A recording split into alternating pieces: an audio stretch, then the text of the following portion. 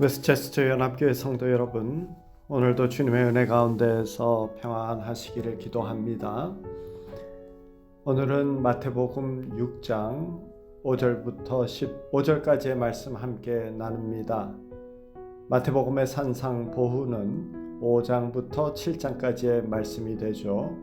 오늘 본문 말씀은 그 중에 6장의 말씀 중에서 기도에 관한 말씀이 되겠습니다. 사순절 기간에는 역사적으로 말씀, 기도, 그리고 구제를 중요시하는 기독교 전통이 있습니다. 그래서 이 기간에 기도에 관한 본문이 사술적 묵상 말씀에 포함되어 있음은 아주 당연하다 생각이 됩니다. 산상보훈은 일반 청중이 아니라 예수를 따르는 자들에게 주어진 말씀입니다. 그래서 이 말씀은 그들이 벌써 기도의 중요성을 인식했고, 이 본문에서는 이제 기도의 자세에 대해서 말씀을 해주고 계십니다.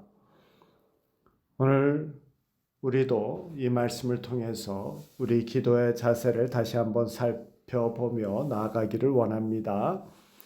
우선 5절과 6절의 말씀입니다. 너희는 기도할 때에 외식하는 자와 같이 하지 말라. 그들은 사람에게 보이려고 회당과 큰 거리 어귀에 서서 기도하기를 좋아하느니라. 너는 기도할 때에 내 골방에 들어가 문을 닫고 은밀한 중에 계신 내 아버지께 기도하라. 은밀한 중에 보시는 내 아버지께서 갚으시리라. 물론 이 말씀은 외식하는 자와 같이 사람들에게 드러내기 위해서 기도하는 것, 사람들에게 칭찬받기 위해서 기도하는 것, 그런 거 하지 말라라는 말씀으로 이해를 합니다. 또 한편으로는 이 말씀은 기도 가운데 하나님께 집중하라라는 말씀으로도 이해할 수 있습니다. 물론 예수님께서 집중이라는 단어를 직접 사용하신 것은 아니죠. 다만 우리가 기도에 집중하지 못하는 이유, 우리가 기도할 때 우리의 마음을 뺏기는 원인을 지적해 주십니다. 그것은 관심이 하나님께 주어지지 않고 하나님께 칭찬받으려는 것보다 사람들에게 칭찬받으려는 것, 그리고 또 우리의 관심이 다른 것에 주어지는 것을 말씀하죠. 기도하는 우리의 마음에 하나님 외에 다른 것을 두는 것을 금하라는 말씀입니다. 예수님의 이 말씀은 회당이나 큰 거리의 모퉁이에서 기도하는 것을 금하라라고 말씀하셨지만 사실 장소의 문제는 아니죠. 회당은 지금의 예배당과 같이 원래 기도도 드리던 장소였기 때문입니다. 마찬가지로 예수님의 이 말씀은 기도는 무조건 아무도 없는 골방에서만 드리라라는 말씀도 아닙니다. 이 말씀은 다른 사람을 신경 쓴다던가 다른 것에 신경 쓰느라고 하나님께 집중하지 못하는 기도, 그렇게 돼서는 안 된다라는 말씀으로 들어도 좋겠습니다. 그러면서 예수님께서는 외식하는 자들의 특징을 이렇게 말씀하시죠. 5절을 보시면은 그들은 사람들에게 보이려고, 기도의 목적이 오직 하나님이 되어야지 다른 어떤 것도 되어서는 안 된다는 말씀이죠. 하나님께 집중할 수 없으면 차라리 골방에서 집중할 수 있는 곳에서 드리라라는 말씀이 되겠습니다. 이 말씀은 또 우리의 기도의 대상은 오직 하나님이심을 말하고 있습니다. 그래서 기도는 하나님과만의 대화입니다. 혹시라도 열심히 기도는 하고 있지만 어떤 이유에서든지 기도를 통해서 하나님과 깊은 교제를 나눌 수가 없다면 그 이유를 찾아서 제거하고 장소를 옮기든지 시간을 바꾸든지 아니면은 결단을 하든지 해서 하나님과만 대화를 나눌 수 있는 여건을 만들어야 됩니다. 오늘 말씀과 같이 오직 하나님께만 집중하여 드리는 기도, 하나님과만 대화하는 기도가 우리 가운데 가득하기를 바랍니다. 예수님께서 가르쳐 주시는 기도의 자세, 그 다음에는 믿음으로 기도하라 라고 말씀하시죠. 본문 7절의 말씀입니다. 또 기도할 때 이방인과 같이 중언부언하지 말라. 그들은 말을 많이 하여야 들으실 줄 생각하느니라. 중언부언을 조금 실감나게 표현한다면 주문 외우듯이 기도하는 것이다 라고 하면 되겠습니다. 기도는 많은 언어를 나열해서 하나님을 감동시키는 행위가 아니라 하나님을 의지하는 나의 마음과 나의 자세를 드러내는 시간입니다. 주님, 제가 주님을 이렇게 사랑하고 이렇게 의지하고 살아요. 그래서 이 기도의 자리에 나왔어요. 라고 말씀드리며 나의 삶의 모든 것을 주님께 나누는 시간이 됩니다.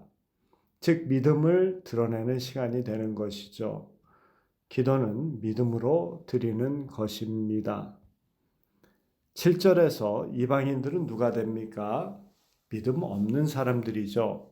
하나님과의 관계가 형성되지 않은 사람들을 뜻합니다.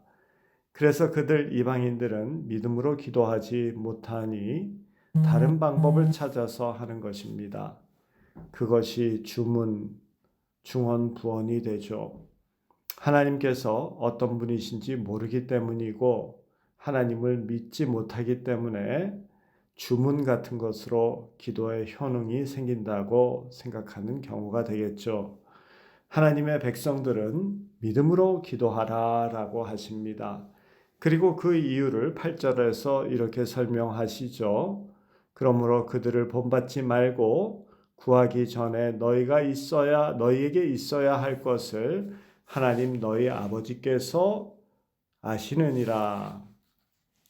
우리는 하나님께서 우리의 모든 필요를 아시고 우리에게 필요한 그것을 공급해 주신 것을 알기 때문에 얻어내기 위해서 안간 힘을 쓰는 강요의 기도가 아니라 믿음으로 드리는 관계의 기도가 돼야 한다라는 것입니다.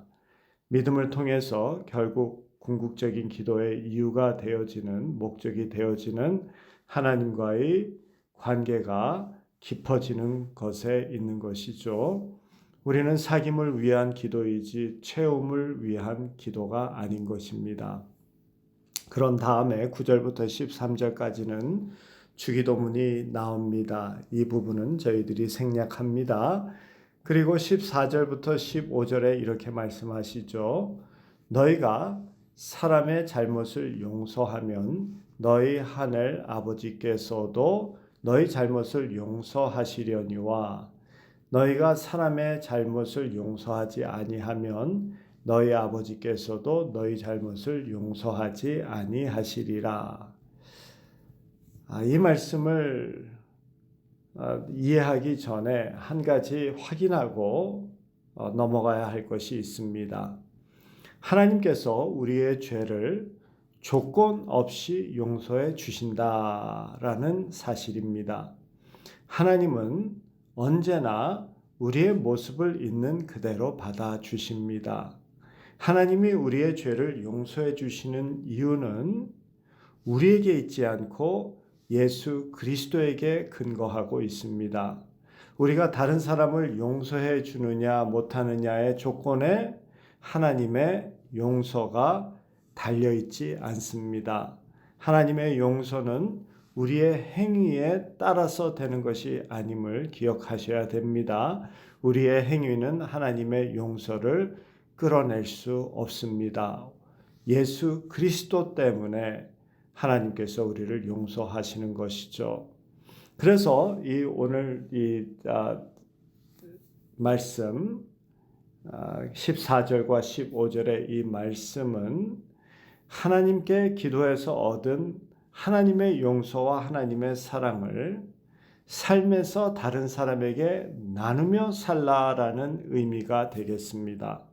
즉 기도의 내용이 삶의 내용이 되도록 하라라는 말씀이 됩니다. 기도는 기도, 삶은 삶대로 되지 않도록 기도와 삶, 신앙과 믿음이, 신앙과 삶이 일치를 이루도록 하라라는 말씀으로 이해하면 좋겠습니다. 구약 성경에서 깊은 기도의 경지를 경험했던 사람 가운데 한 사람이 모세입니다. 성경에서 모세가 기도하였던 장면이 소개되어 있습니다. 출애굽기 33장 11절에 이렇게 말씀하십니다. 사람이 자기의 친구와 이야기함 같이 여호와께서는 모세와 대면하여 말씀하시며, 모세가 회막에서 하나님과 대화하였는데 마치 사람이 자기 친구와 함께 있을 때처럼 친근하게 대화를 나누었다라고 표현하고 있습니다. 이렇게 귀한 사귐의 기도, 관계의 기도, 참 부럽습니다. 성령의 역사하심 가운데 그런 기도의 은혜가 우리 모두에게 어느 날인가 임하기를 주님의 이름으로 축복합니다. 우리 다 같이 기도드리겠습니다. 사랑의 하나님, 오늘 말씀을 통해서 이 사순절 기간에 꼭 기억해야 할 기도에 대한 말씀을 허락해 주심에 감사합니다. 이 기간 동안 기도에 대해서 더 훈련되게 하시고 배우게 하시고, 그리하여서 주님과만의 대화, 사귐이 있게 해주시며 더욱더 믿음으로 드리는 기도가 되게 하시고, 또한 삶과 연결되어지는 기도가 우리 안에 가득하게 해주시옵기 바라옵고 원합니다. 사랑의 하나님 아버지, 오늘 저희들에게 허락한 이 하루 주님의 은혜 가운데에서 지내게 해주시고 건강 지켜주시오며, 은혜 가운데, 감사함 가운데, 소망 가운데 지내는 하루 되게 해주시옵기 원합니다. 특별히 우리 성도님들 가운데 병약하여서 참 주님 앞에 간구하며 기도하는 우리 성도님들이 있습니다. 기억하여 주시옵고 회복할 수 있도록 주님께서 은혜를 더딥혀 주시옵기 바라옵고 원합니다.